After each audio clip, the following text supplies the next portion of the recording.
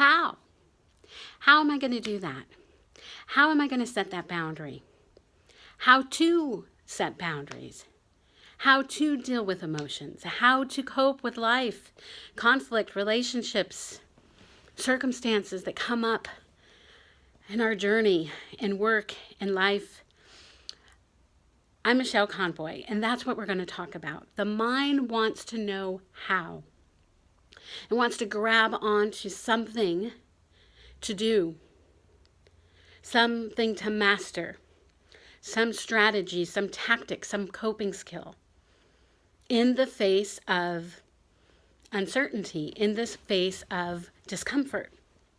So when it comes to how to stay in your power, how to set boundaries, how to manage your emotions, how to not lose your power, I want you to recognize this trick of the mind.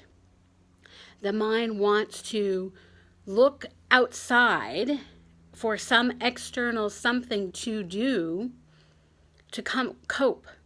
And the reality is that gives you a false sense of control, safety, and security, and a false sense of support to get through whatever you're going through, or to do whatever needs to be done, to be empowered, right? How do I be empowered? How do I not let go of my power? How do I hold on to my power? We've been talking about that in this month's articles and blog.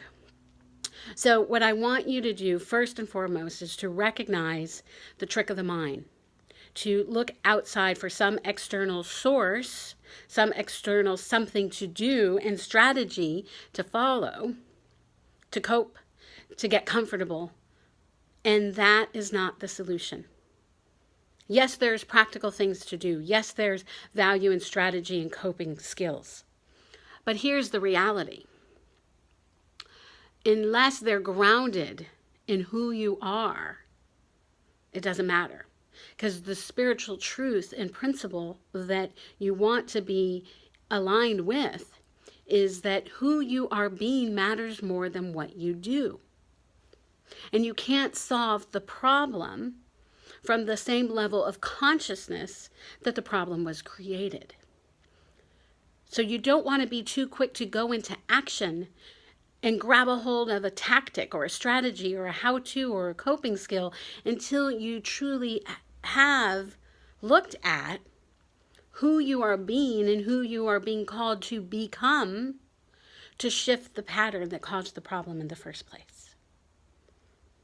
So my answer to how are really more principles and practices. And those of you who have been following me for a while know that that's what I'm more about, teaching you practices and principles to love by, to live by, and to lead your life from.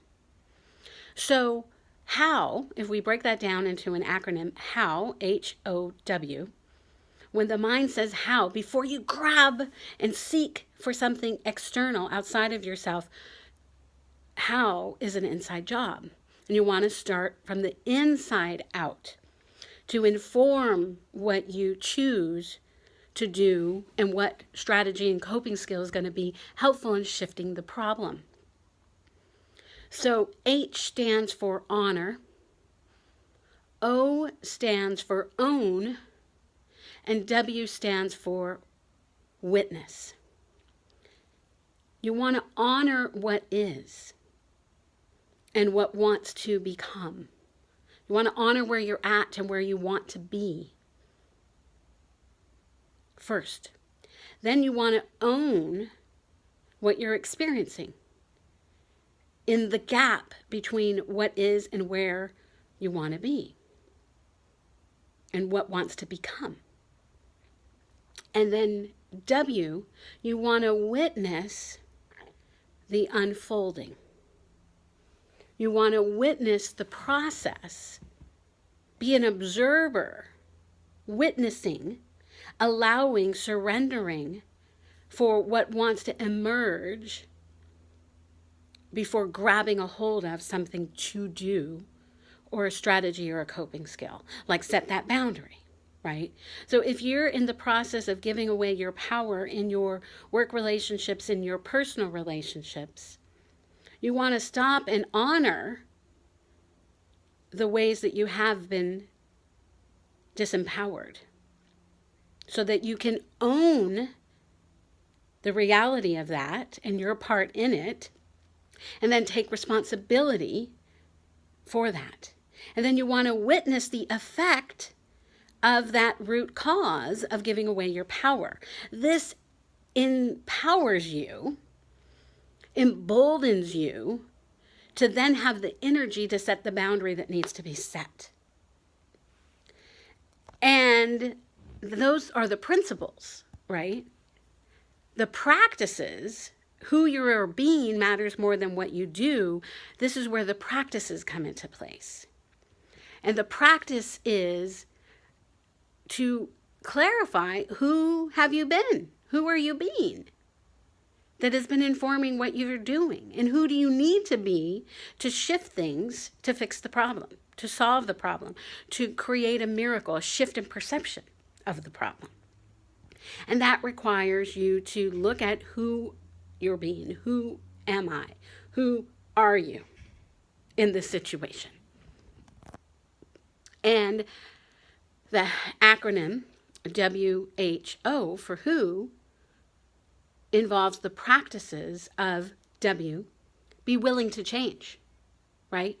Once you've looked at how, the principles, how, honoring where you are and where you want to be in this situation, owning the gap and witnessing how that feels in that gap, what's that experience in that gap. Now, who you're being, you want to be willing to change that. Inside out job, right? You see how is an inside out job. Then you want to, after you decided and really declared your desire and willingness to change, right? Now your free will is aligned with creating a shift. And from there, you take that willingness and you look at the next practice of who you need to be to shift this problem, pattern, change the situation. And that is H. H is be honest. You want to be honest about what you need. So if there's been a boundary violation in a relationship, whether it's a work relationship or a love relationship, then you want to be honest about how that feels.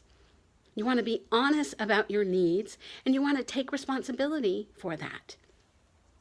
And you want to honestly ask for what you need, the behavior change that needs to happen, the boundary that needs to be set, and then ask the person, are they willing to meet that need, right?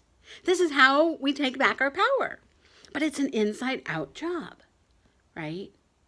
And then the O, in terms of who you're being, once you decide that you do desire and are willing to change, and you're honest about how you feel and what you need, and you're ready to take responsibility and ask for that, to receive that change in that relationship, in that circumstance, then you want to look at